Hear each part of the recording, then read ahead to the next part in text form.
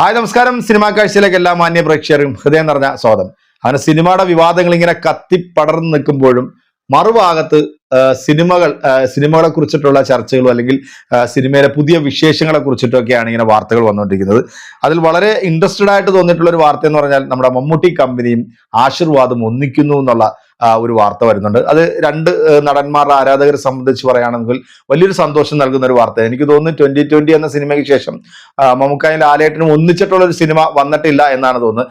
അതിൽ ഞെട്ടിക്കുന്ന ഒരു വാർത്ത എന്ന് പറഞ്ഞാൽ, അല്ലെങ്കിൽ ആരാധകരെ അമ്പരിപ്പിക്കുന്ന ഒരു വാർത്ത എന്ന് പറയുന്നത്, പൃഥ്വിരാജ് സംവിധാനം ചെയ്ത് മോഹൻലാൽ അഭിനയിക്കുന്ന എമ്പുരാൻ എന്ന സിനിമയിൽ ഒരു റോളിൽ നമ്മുടെ പ്രിയപ്പെട്ട മമ്മൂക്ക എത്തുന്നു എന്നുള്ള ഒരു വാർത്തയും വരുന്നുണ്ട്. അത് ഒഫീഷ്യലായിട്ട് പൃഥ്വിരാജ് തന്നെയാണ് അത് പറഞ്ഞിരിക്കുന്നത്. ഇവർ രണ്ടുപേരും ഒന്നിക്കുന്നതായിട്ടുള്ള വാർത്തകളും ആ ഒരു വാർത്ത ആരാധകരെ സംബന്ധിച്ചിടത്തോളം ഭയങ്കര സന്തോഷം നൽകുന്ന ഒരു വാർത്ത തന്നെയാണ്.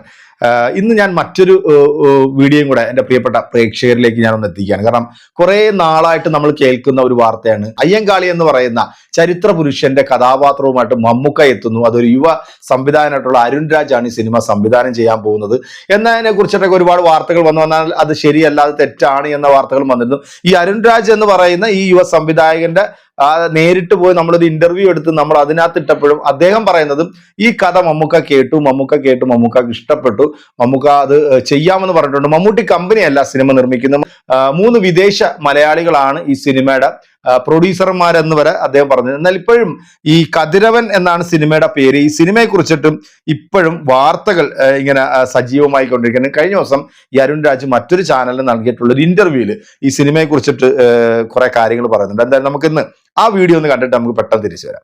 മമ്മൂട്ടിയിലേക്ക് എത്തണം എങ്ങനെയാണ്?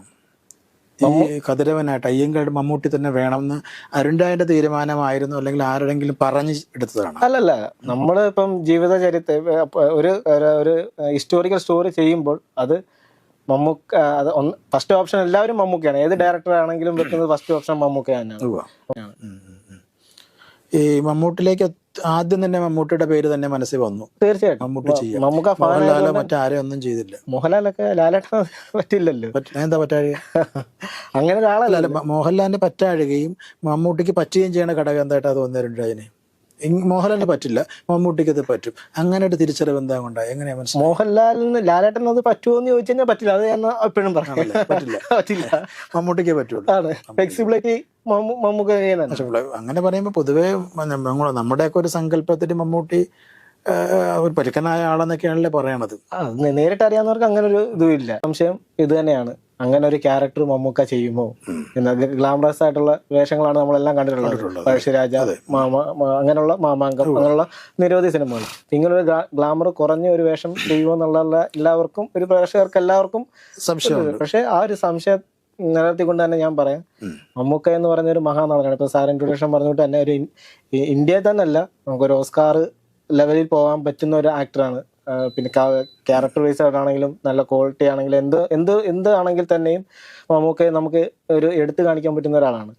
അപ്പം പുള്ളി മറ്റുള്ള എല്ലാം മാറ്റി വെച്ചുകൊണ്ട് മഹാത്മാ അയ്യങ്കാളി എന്താണെന്ന്, കാരണം എന്നെക്കാട്ടിലും ഇപ്പൊ ഞാൻ ആ സിനിമ ഡയറക്ടർ ആണെങ്കിൽ പോലും എന്നെക്കാട്ടിലും കൂടുതൽ അറിവ് മഹാത്മാ അയ്യങ്കാളി എന്താണെന്ന് ആൾക്കറിയാൻ പറ്റും. തീർച്ചയായിട്ടും പുള്ളിക്കാരന് അറിയാൻ പറ്റും. കാരണം ഇതിനു മുന്നേ പുള്ളി അങ്ങനെ ഒരു ക്യാരക്ടർ ചെയ്തു, ഡോക്ടർ അംബേദ്കർ ചെയ്തിട്ടുണ്ടായിരുന്നു. അപ്പം നയൻതാരയാണ് നയൻതാരയാണ്, പിന്നെ സായി പല്ലവി, അങ്ങനെ നല്ല സ്റ്റാർ കാസ്റ്റ് ആണ് നമ്മൾ വെച്ചിരിക്കുന്നത്. മറ്റ് മമ്മൂട്ടിക്ക് ശേഷം അല്ലെങ്കിൽ അതിനൊപ്പം തന്നെ മറ്റാരൊക്കെയാണ്? വിവേക് ഒബ്ര, സിദ്ദിഖ്, അങ്ങനെ സിദ്ദിഖിന്റെ ഒക്കെ ഇപ്പൊ എടുത്ത് വെക്കാൻ പറ്റുമോ? ഒരു വിഷയത്തിന് ശേഷം ഈ നമ്മുടെ ഇപ്പൊ ഈ അമ്മായിൽ ഉണ്ടായിരിക്കുന്ന ഈ ഒരു എന്താ പറയാ, ഈ ഒരു വാണിഭത്തിന് ശേഷമുള്ള ഒരു ഇന്റർവ്യൂലാണ്. അപ്പൊ സിദ്ദീഖിനെ എടുത്ത് വെക്കാൻ പറ്റുമോ എന്നൊക്കെ ചോദിക്കുന്നു. വലിയൊരു സ്റ്റാർ കാസ്റ്റിംഗ് തന്നെ ഈ പറയുന്ന കതിരവൻ എന്ന സിനിമയിൽ ഉണ്ട് എന്നാണ്. ഇപ്പോഴും ഈ സിനിമ നടക്കും, അല്ലെങ്കിൽ ഈ സിനിമ മമ്മൂക്ക ചെയ്യും എന്ന് തന്നെയാണ് ഇതിന്റെ സംവിധാനമായിട്ടുള്ള അരുൺ രാജ് ഇപ്പോഴും വെളിപ്പെടുത്തിക്കൊണ്ടിരിക്കുന്നത്. കാരണം അതിന്റെ പോസ്റ്റ് പ്രൊഡക്ഷൻ വർക്കുകൾ നടക്കുന്നു.